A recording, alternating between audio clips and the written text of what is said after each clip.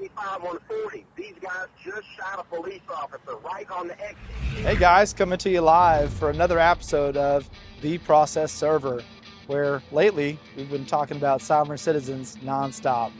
So today's video is a little bit more educational, a little bit more serious. Viewer discretion is advised.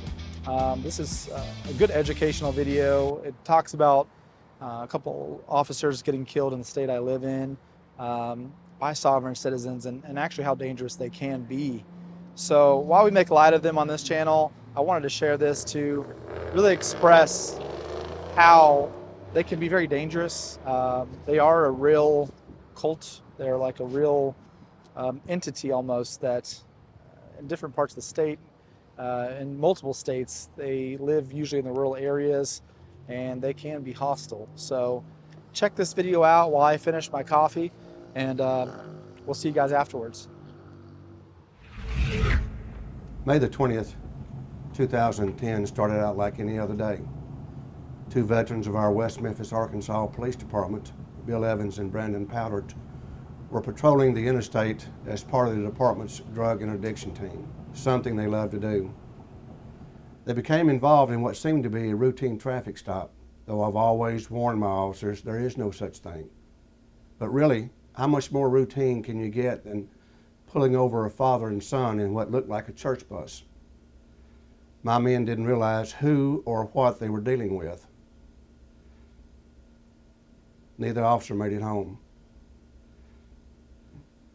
and one of them was my son. My officers, Bill and my son Brandon, didn't realize that there are people at war with this country that are not international terrorists.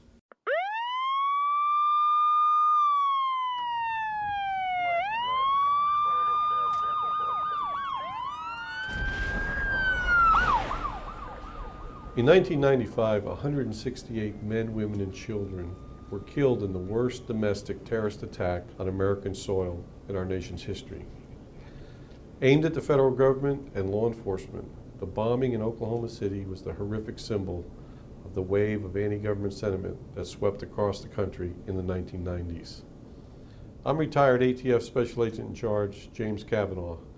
I spent more than 30 years with the Bureau of Alcohol, Tobacco, Firearms, and Explosives, and I was there at the beginning of the so-called Patriot movement. I watched in 1992 as the standoff between law enforcement and a white separatist, Randy Weaver, in Ruby Ridge, Idaho, ended with the deaths of a federal marshal and Weaver's wife and son.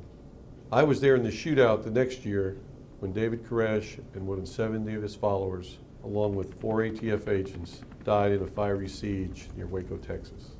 What we didn't understand at first was that these events were a catalyst for the growth of a radical anti-government movement, a catalyst for the birth of armed militias. At its height, there were more than 800 of these anti-government groups throughout the country. Some were part of what is called the sovereign citizen movement.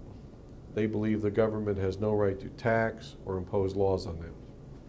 Following law enforcement crackdowns after Oklahoma City, many anti-government groups disappeared.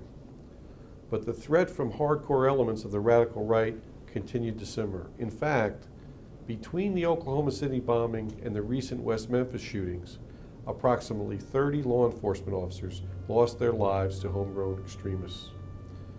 2 officers were killed in Abbeville, South Carolina in 2003, for example, by extremists who did not believe the government had any right to use a tiny portion of their land to widen a public road.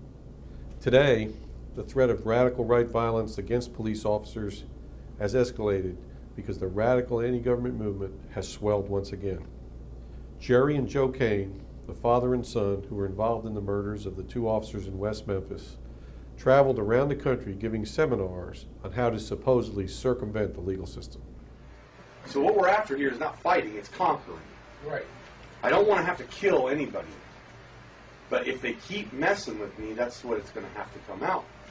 That's what it's going to come down to, is I'm going to have to kill, and if I have to kill one, then I'm not going to be able to stop. I just know it. I mean, I have an addictive... Along with physical confrontations, sovereigns also practice a form of harassment and intimidation, often referred to as paper terrorism. They file bogus claims or liens against officers, prosecutors, or judges that can be difficult to get removed from court records. In 2010 alone, sovereign citizens have filed liens, cease and desist orders, and documents called letters of marque, or truth affidavits, against officers and agencies across the country. The following are some indicators that you as an officer need to be aware of to protect yourself. They are signs that the person you've encountered considers himself to be a sovereign citizen who is immune from the law. The first thing that any officer notices at a traffic stop is the vehicle's license plate. If you try to call in many sovereign plates, you'll find no record of them, and for good reason. They're either homemade or professionally produced fakes. They may display the names of strange nations, embassies, or tribes. They may refer to the Uniform Commercial Code or the Constitution. Bumper stickers are another easily visible sign of sovereign beliefs.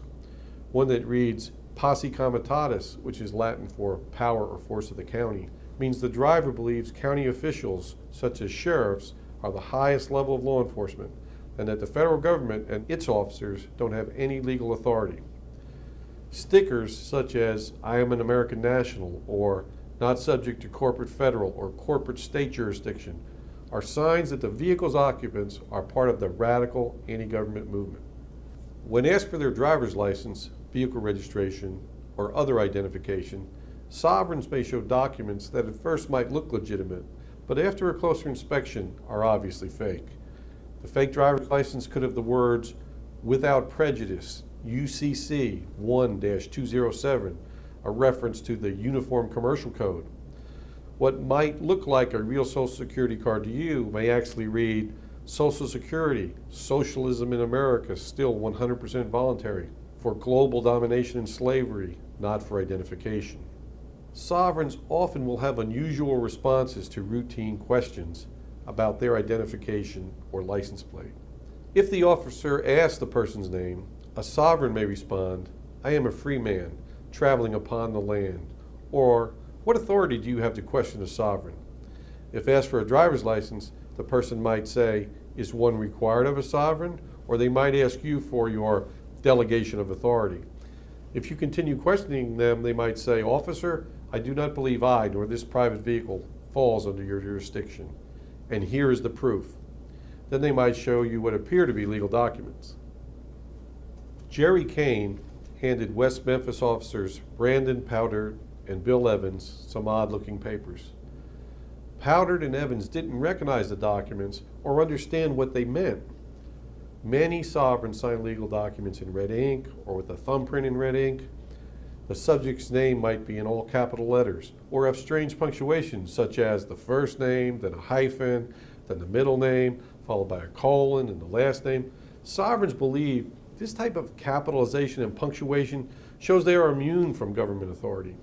Some sovereigns may record their encounters with police, possibly in an effort to intimidate the officers. They might warn the officer that they are recording the encounter and then say something like, I am reserving all of my common law rights. Some of these recordings showing the officers are then posted on the sovereign's websites. Now you have some knowledge on how sovereigns operate. Form a strategy within your department with your training section, your tactical section, and your commanders, and be prepared to implement that strategy when you encounter sovereigns. Have a procedure where you, your dispatchers, and your colleagues all understand that you're dealing with a sovereign citizen, a person who doesn't believe that you have any authority over him. These tips are only a few of the signs of possible sovereign beliefs. Just recognizing one or two might mean that your workday will end like every other, and you'll get to go home to your family. Hello? 1-1, where's your emergency? Exit 275 on 40. These guys just shot a police officer right on the exit. You said an officer's been shot on 270 what? Exit 275 on 40. 275 on 40. Where are you right now? I'm at the exit right in front of me, about 100 feet. Okay, it's a white what? It's a white caravan, a white guy. Please hurry. He's not. Oh my God! Oh shit! 2 cops are dead. The other one's in the ditch. They're both dead now. They killed both cops. They shot one, he fell in the ditch. The other one ran behind the car, and they shot him in the head. All right, where's the suspect now? They just left in a white caravan. They went right up the exit. That guy had an automatic weapon. They're armed with automatic weapons. So where are you at now? I'm standing right over the top. All right, what kind of vehicle are you in? Well, I'm in a FedEx truck. You can't miss it. It's huge. Tell the cop to come forward. He's coming.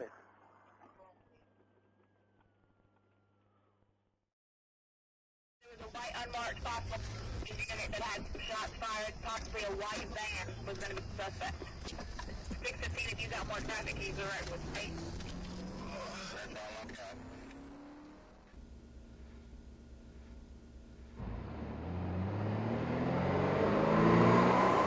Jerry and Joe Kane were finally stopped for good after they killed my son and his partner that day, but not before 2 other courageous officers were injured.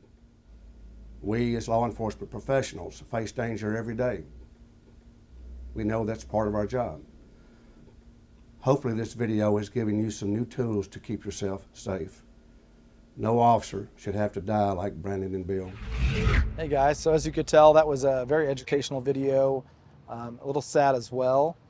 Just be sure when you're out to make sure you're being safe, you're watching your surroundings, and if you run across somebody who identifies or gives you the vibe that they're a sovereign citizen, just be extra cautious around that individual. Also, if you're out seeing police officers, make sure to thank them for their selfless duty. Again, guys, we appreciate all the follows, the likes. Continue to subscribe to the channel. And if there's anything that we can do to bring more entertainment to you, make sure that you let us know. Again, thanks for tuning in, as always, to The Process Server. Until next time.